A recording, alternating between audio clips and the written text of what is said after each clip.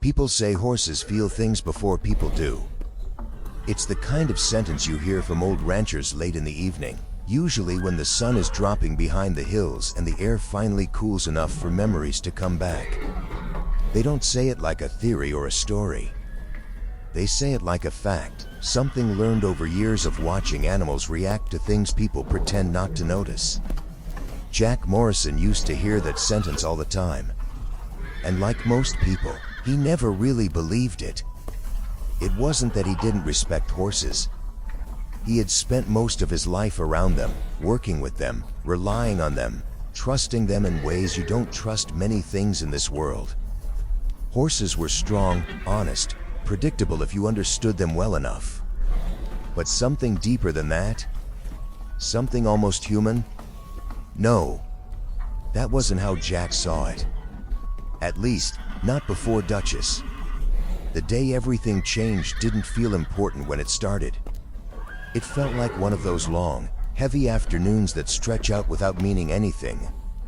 The kind where the air sits still over the land and even the wind seems too tired to move. Dust drifted lazily through the sunlight, and the ranch carried on in that quiet way it always had. But the house was different. It had been different for 6 months. Ever since Sarah died, something had gone out of it, not physically, not in a way you could point to, but in a way you felt the moment you stepped inside. The house still stood, the walls still held, the floors still creaked in the same places, but the sound was gone. Sarah had been the sound. She used to fill the place without even trying, humming while she worked, talking to herself as she moved from room to room, laughing at things Jack didn't always understand, calling out to the dogs, to the horses, to him. The house had never been quiet when she was alive. Now it was. And that silence had weight. Jack stood in the doorway of her craft room, holding a black garbage bag in one hand, staring into a space he had avoided for far too long. He told people he had been busy. Told himself the same thing.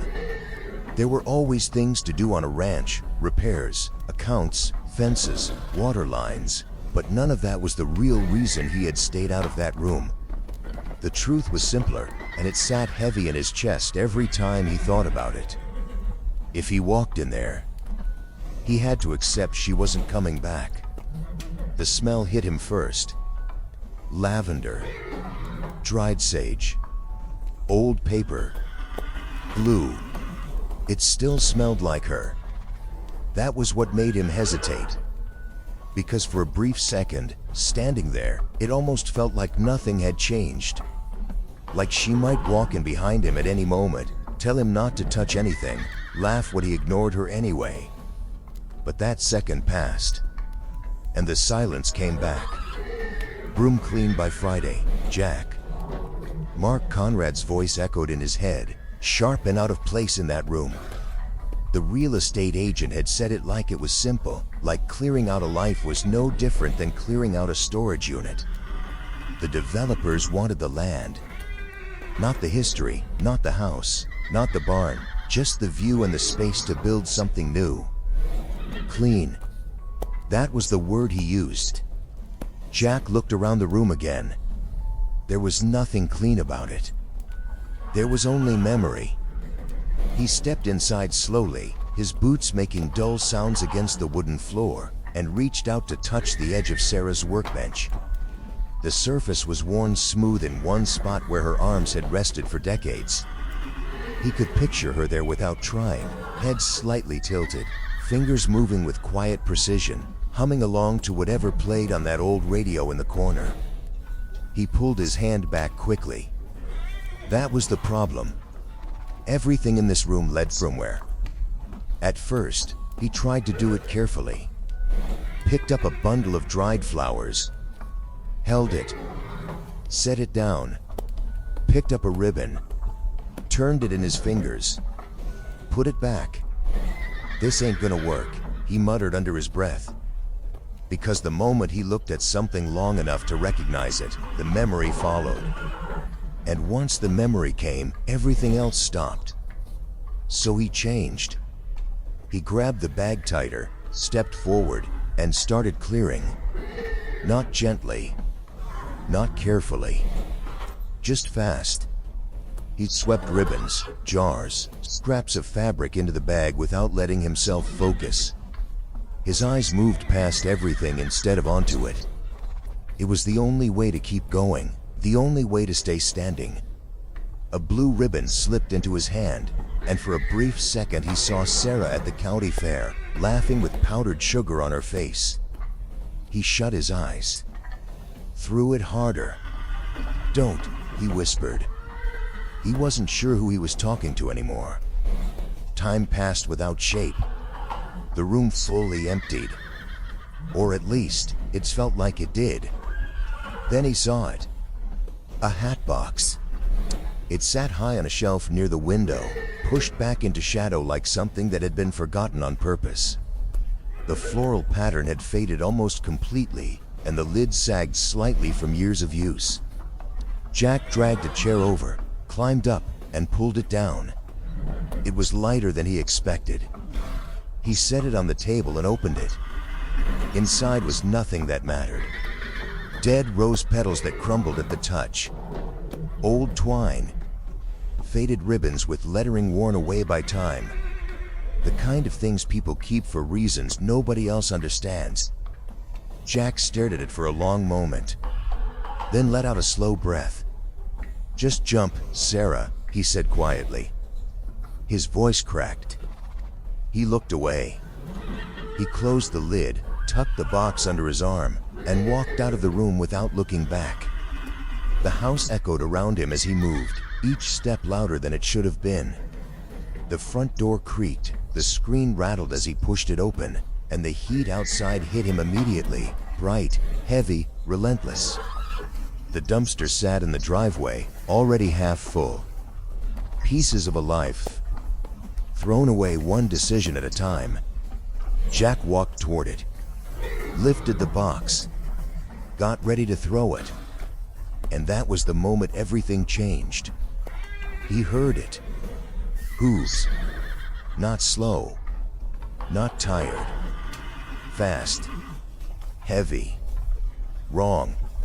The sound cut through the quiet like it didn't belong there, sharp enough to make his body react before his mind caught up. Jack turned and saw Duchess. The old mare was running straight at him.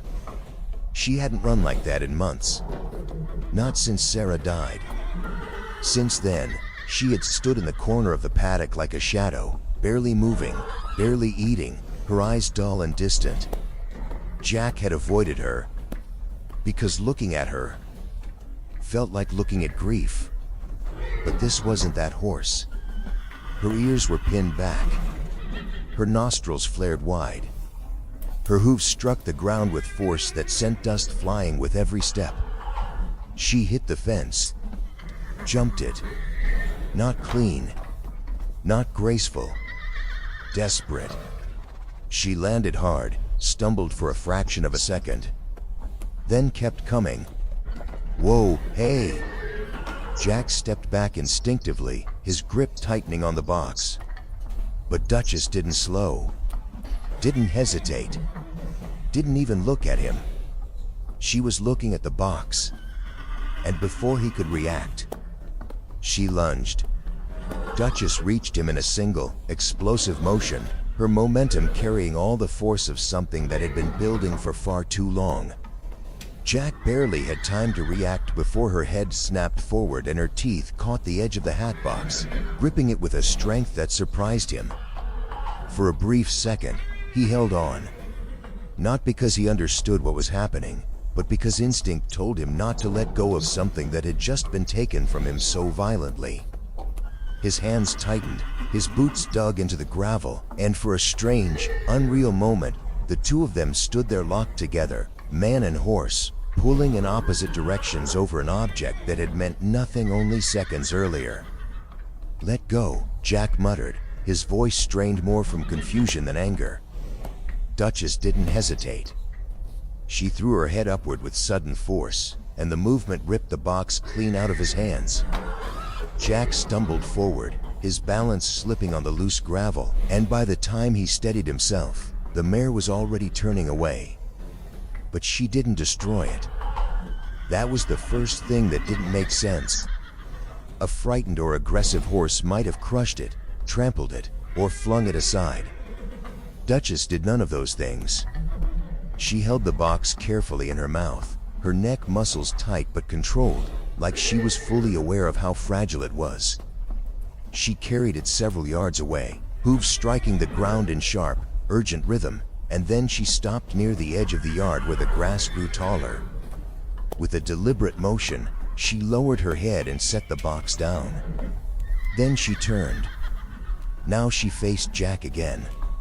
Her chest rose and fell rapidly, her sides trembling from the effort, but she didn't move away from the box. One front hoof struck the ground once, then again, not wildly, but with purpose. It was not a threat meant to chase him off completely. It was a warning meant to set a boundary. Jack stood still, his breathing heavy, his heart pounding in his chest as he tried to understand what he had just seen. "What the hell has gotten into you?" he asked quietly, more to himself than to her. He took a cautious step forward.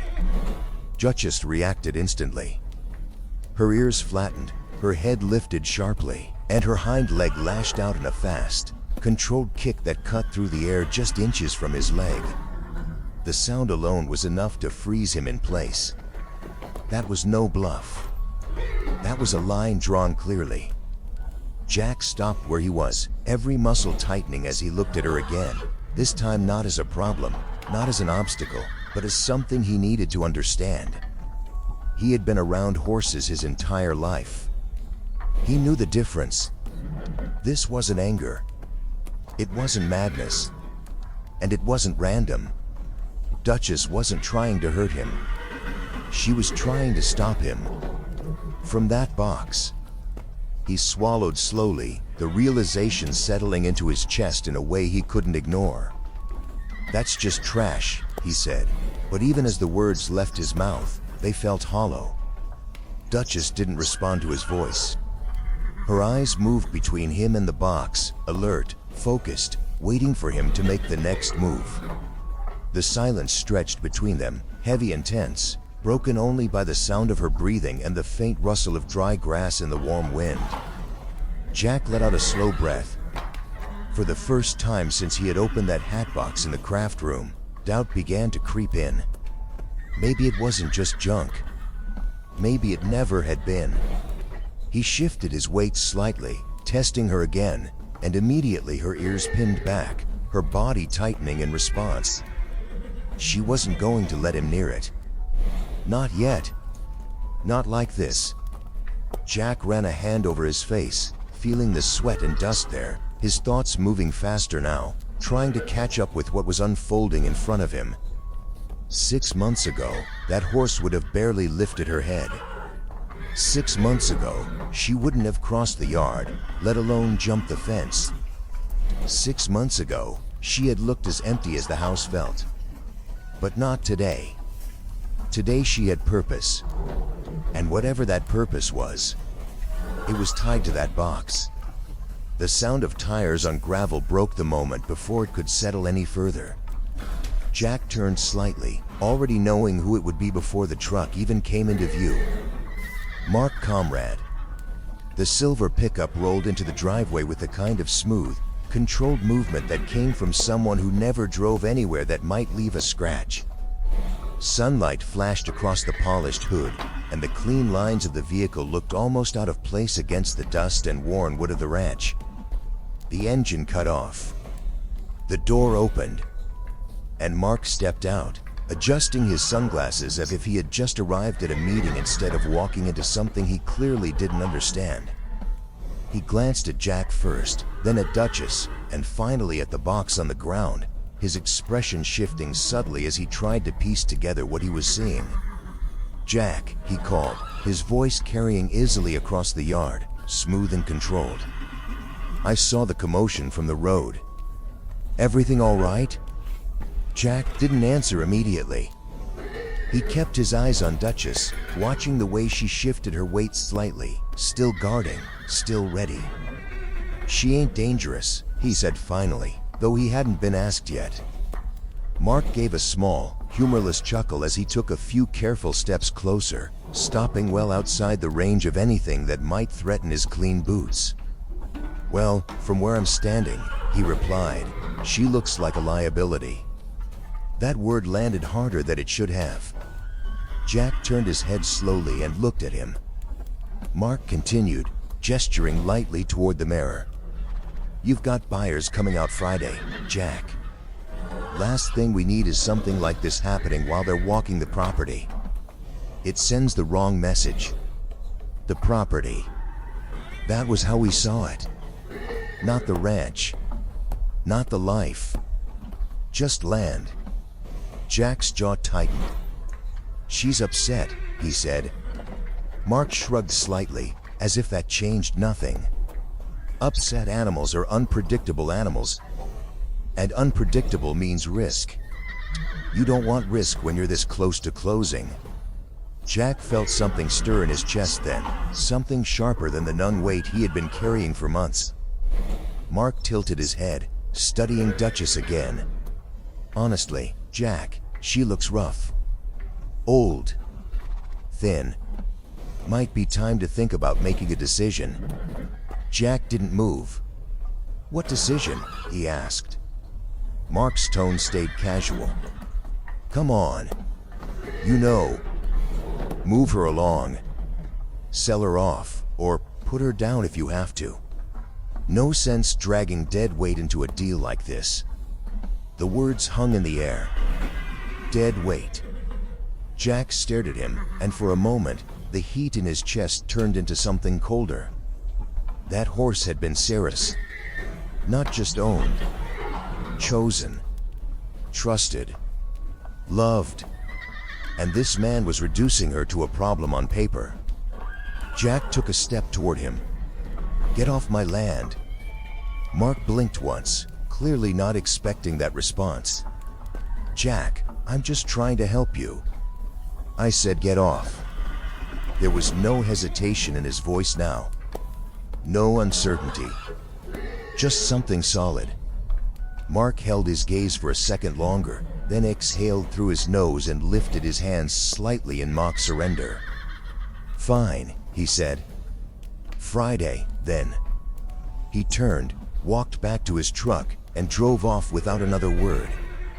The dust settled slowly behind him, and the ranch went quiet again. But it wasn't the same quiet. Jack turned back toward Duchess. She was still there. Still guarding. Still waiting. And for the first time since all of this started, Jack realized this wasn't something he could force.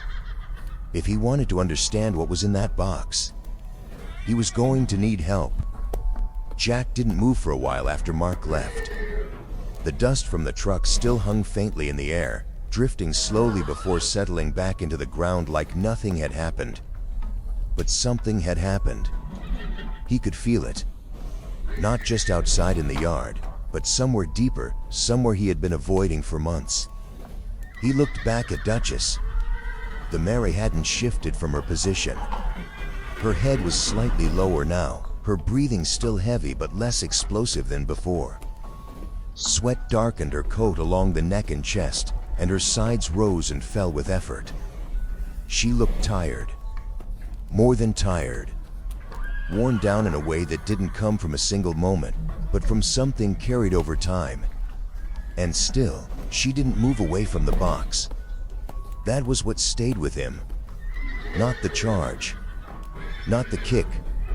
But the fact that she stayed. Jack ran a hand over his face and exhaled slowly. "All right," he muttered under his breath. "All right." He reached into his pocket, pulled out his phone, and dialed the veterinary clinic. He didn't hesitate this time. 20 minutes passed slower than they should have. Jack stayed where he was, careful not to push Duchess again, careful not to trigger whatever instinct had taken hold of her. Once, he shifted his weight just slightly, testing the distance, and her ears pinned back instantly. That was enough. He understood. Not yet. The sun had started to drop lower by the time the second truck came into view, this one older, worn in a way that made it belong on the ranch instead of standing apart from it. Dust clung to the sides, dried mud marked the tires, and the engine sounded like it had worked for everything it still had. The truck slowed as it reached the yard and came to a stop. The door opened, and Melody Jones stepped out. She didn't rush. That was the first thing Jack noticed. She closed the door gently, took in the yard in one quiet sweep. Jack, the horse, the box, the distance between them, and then her attention settled fully on Duchess. Not on Jack. Not on the situation. On the horse. That told him more than anything else could have. "You Morrison?" she asked without looking away. "Yeah. You the one who called?" "Yeah." She nodded once. Then, still watching Duchess, she said quietly, "She's not mean." Jack let out a tired breath. "Could have fooled me." Melody shook her head slightly. "No. Mean horses look different." She tilted her chin toward the mirror. "That's panic." Jack followed her gaze. Now that someone else had said it, he could see it more clearly. The tension wasn't random. It wasn't aggression without direction. It was focused. Protective. "She won't let me near that box," Jack said. Melody's eyes moved to it briefly, then back to Duchess. "What's in it?" "Thought it was junk." Melody didn't answer right away. Instead, she took a slow step forward. Jack immediately shook his head. "Don't. She'll kick." "Maybe," Melody said calmly. "Maybe not." She didn't walk straight at the mirror. She angled her body slightly, reducing the pressure, making herself less direct, less threatening. Her movements were slow enough that it didn't feel like she was approaching so much as simply existing closer with each step. "Hey, girl," she said softly. Her voice was low, steady, without urgency. Duchess's ears flicked. Not forward, but not pinned flat either. Jack noticed it, because at that moment, even the smallest change mattered. Melody stopped, waited, didn't reach, didn't force. She let the silence sit between them. Then she took another step, and another. Each one earned, not taken. "Tell me exactly what happened," she said quietly. Jack kept his voice low as he spoke, as if the tone itself might affect the situation. "I was clearing out my wife's room. Found the box. Took it outside to throw it away." He nodded toward Duchess. "She came out of nowhere. Jumped the fence. Took it from me." Melody nodded slowly. "Your wife," she said. "She was this horse's person." It wasn't a question. Jack swallowed. "Yeah." Melody exhaled softly, like something had just confirmed itself in her mind. "That explains it." Jack frowned. "Explains what?" She looked back at Duchess. "Horses don't guard trash. Not like that. They guard things that matter. Food.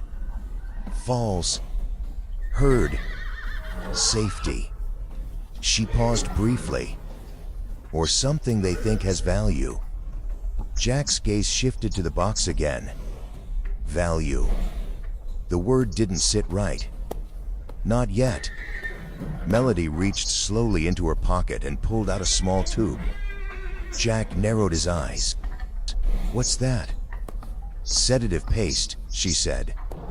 "Mild, just enough to take the edge off if she lets me get close." "You're gonna drug her?" "I'm gonna help her calm down," Melody replied, her tone still even. Big difference. Jack didn't argue. At this point, he didn't have a better idea. Melody took another step. Duchess tensed slightly, then held. Another step. Paused. Wait. The rhythm was deliberate. Careful. Respectful. Then Melody did something Jack didn't expect. She started humming. Low. Steady. Not a tune, exactly. More like a vibration carried through her breath. It filled the space without pushing against it. And slowly, almost imperceptibly, Duchess's breathing began to change. Still heavy, but less sharp, less explosive. Minutes passed. No sudden movements. No force. Just patience. Finally, Melody reached out. Her hand hovered for a moment near Duchess's neck, giving the mare time to react, time to refuse if she wanted. Duchess didn't pull away. So Melody touched her. Lightly. The mare tensed, then exhaled. A long, shaky breath. "There you go," Melody whispered. "Good girl." She kept her hand there, steady, grounding. Then, carefully, she administered the sedative. Duchess resisted for a fraction of a second, then allowed it. Not trust, but acceptance. Time passed again. The sun dropped lower. The light softened. Duchess's head lowered slowly. Her muscles loosened. Her eyes softened. But even then, even in that calmer state, her hoof stayed near the box. Melody noticed. Jack noticed. They both understood what it meant. "She's still guarding it," Jack said quietly. Melody nodded. "Yeah," she replied. "Whatever's in there matters." She crouched slowly, careful not to break the fragile calm, and slid the box out from under the edge of Duchess's hoof. The mare shifted slightly. Jack's body tightened. But she didn't fight. Not this time. Melody stood and carried the box back toward Jack, holding it with both hands. She didn't treat it like trash. She treated it like something important. She stopped in front of him and held it out. "Open it again," she said. Jack hesitated. "I already did." Melody shook her head slightly. "No. You looked at it. That's different." Jack took the box slowly. It felt heavier now. Not physically, but in a way he couldn't explain. He sat down on the porch step and lifted the lid. Same petals. Same twine. Same faded ribbons. Nothing had changed. Jack let out a breath. "Still looks like junk to me." Melody stepped closer and pointed inside. "Push the bottom." Jack frowned. Then pressed. It moved. His chest tightened. He cleared away the brittle petals, slid his fingers under the base, and lifted. The false bottom came loose. And underneath, there was something else. Jack froze. "Yeah," Melody said quietly. "Not junk." Jack stared at what lay beneath the false bottom, his fingers still frozen in place as if moving too fast might somehow make it disappear. It was a phone. Old. Worn. Familiar. For a second, his mind refused to connect it to anything real. Then it hit him. Sarah's phone. The one she had said she lost. 3 months before she died. They had looked everywhere for it back then. Barn, truck, kitchen drawers, even the feed room. But eventually she had just laughed it off, said she must have misplaced it and forgotten. Jack had believed her. There had been too many other things to think about at the time. Now it was here. Hidden. Waiting. Jack picked it up slowly, like it might break if he held it wrong. Underneath it sat a small power bank in a charging cable, carefully wrapped, placed there on purpose. Not lost. placed, planned. Why would she hide this? He asked quietly, though he already felt the answer forming somewhere deeper than words. Melody didn't answer right away. She glanced toward Duchess, who now stood calmer in the yard, her head low, her breathing steady, her job finally done. Then Melody said softly, "Because she knew you'd find it when you needed to." Jack swallowed hard. He stood, walked inside, and plugged the phone into the wall with hands that didn't feel steady anymore. For a moment, nothing happened. The kitchen sat in silence again, that same heavy quiet that had been there for months. Then the screen flickered. A faint battery symbol appeared. And slowly, the phone came back to life. The lock screen appeared first. A photo. Jack and Duchess. Younger. Stronger. And behind them, though not in the frame, but in the memory, Sarah, laughing while she took the picture. Jack felt something tighten at his chest. Then he saw it. A notification. Voice memos. One file. For Jack, play when Duchess brings you the box. His breath caught. She knew, he whispered. Not just about the box. About him. About everything. Jack sat down slowly at the kitchen table, the chair creaking under his weight as if the house itself was leaning in to listen. He stared at the screen for a long moment. Then, with a trembling thumb, he pressed play. The first thing he heard was her voice. Not weak. Not fading. Not the version of her that had been lying in that hospital bed at the end. No. This was Sarah as she had always been. Warm. Steady. Alive. "Hey, old man." Jack's chest broke open. That was how she always started. Every time. If you're hearing this, then Duchess did her job. Jack let out a breath that turned into something halfway between a laugh and a sob.